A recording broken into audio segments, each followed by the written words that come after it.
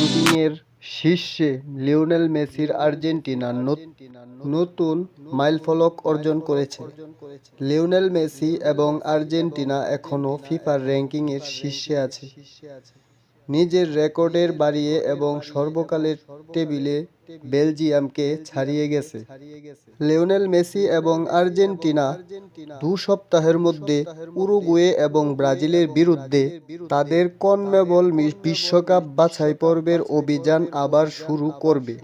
Lionel স্কালোনির squad টুর্নামেন্টে তার স্থান নিশ্চিত করতে দেখে এটি ফিফার র্যাঙ্কিংয়ের একটি ইতিহাসের মাইলফলক ছুঁয়েছে। সামগ্রিকভাবে তৃতীয় সবচেয়ে বেশি দিন শীর্ষে থাকা দেশ হয়ে উঠেছে। ফেব্রুয়ারিতে সর্বশেষ আপডেটের পর আর্জেন্টিনা এখন পর্যন্ত বিশ্বের 1 নম্বর দলের মধ্যে হিসাবে রয়েছে। তারা মোট 1457 দিন অতিবাহিত করেছে। আগেই সমস্ত সময়কালে র্যাঙ্কিংয়ের উপরে বিবেচনা করে এই মাইলফলক দিয়ে আর্জেন্টিনা সর্বকালের টেবিলে বেলজিয়ামকে ছাড়িয়ে গেছে, কারণ তারা 1442 দিন শীর্ষস্থান ধরে রেখেছিল।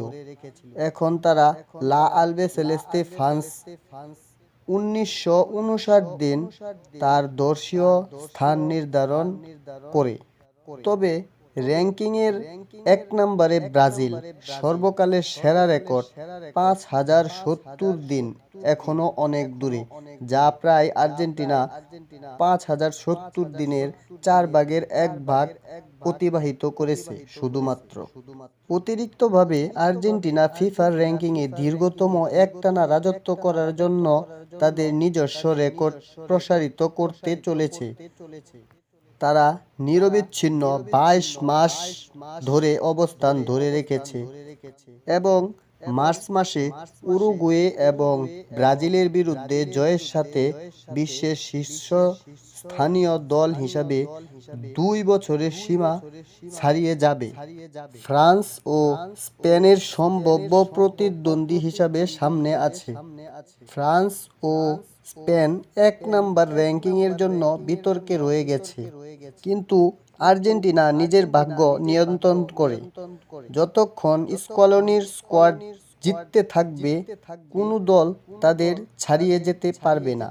যাই হোক, আর্জেন্টিনা যদি পয়েন্ট কমিয়ে দেয়, তার অবস্থানে নির্ভর করতে পারে উয়েফা লিগের ম্যাচের ফলাফলের উপর। আসন্ন উয়েফা লিগের ম্যাচ দিদিয়ের দেশচ্যাম্পের ফ্রান্স মুখোমুখি হবে ক্রোয়েশিয়ার। ফরাসি কোচ ইতিমধ্যে নিশ্চিত করেছে যে কিলিয়ান এমবাপ্পে জাতীয় দলে ফিরবে শেষ কলটি মিস করার পর। আর অন্যদিকে মার্চের আন্তর্জাতিক ঐক্যতে স্পেন মুখোমুখি হবে নেদারল্যান্ডের সাথে। লিওনেল মেসির বছরের শুরুটা জোরালো। আর্জেন্টিনা যখন আমেরিকার 2 কঠিন প্রতিদ্বন্দ্বীদের সাথে মুখোমুখি হওয়ার জন্য প্রস্তুত, অধিনায়ক লিওনেল মেসি বছরের শুরুতেই ইন্টার মায়ামির সাথে তার শীর্ষ ফর্ম প্রদর্শন করেছেন।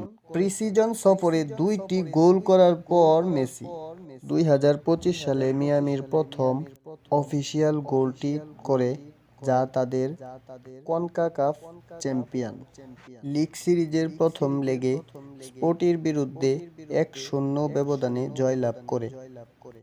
তিনি মিয়ামির 2025 MLS অভিষেকের জন্য NYCFC এর বিরুদ্ধে মিয়ামির 2-2 ড্রতে 2টি সহায়তাই করেছিলেন লিওনেল মেসি। আর্জেন্টিনা 2026 সালের বাছাই পর্বের কাছাকাছি। মার্কিন যুক্তরাজ্য, মেক্সিকো ও কানাডা 2026 সালে বিশ্বকাপে আর্জেন্টিনার পথ ভালোভাবেই চলছে এবং উরুগুয়ে এবং ব্রাজিলের বিরুদ্ধে জয়ের সাথে অন্যত্র অনুকূল ফলাফলের সাথে গাণিতিকভাবে সুরক্ষিত হতে পারে। বর্তমানে আর্জেন্টিনার পয়েন্ট 25 নিয়ে শীর্ষস্থান রয়েছে। দ্বিতীয় স্থানে থাকা উরুগুয়ের তার থেকে 5 পয়েন্ট পিছনে আছে। লা আলবিসেলেস্তে রেকর্ড গড়ে চলছে, তবে মার্চের বাছাই পর্বগুলো বিশ্বমঞ্চে তার আধিপত্য বজায় রাখতে নির্ণায়ক হবে।